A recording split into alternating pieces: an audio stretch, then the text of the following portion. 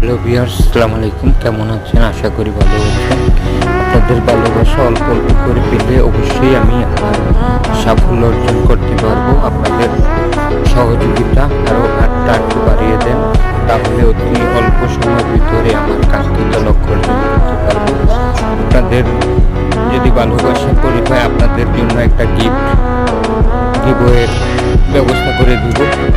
মাসে 10 জনকে একটা করে কিছু একটা উপহার দেওয়া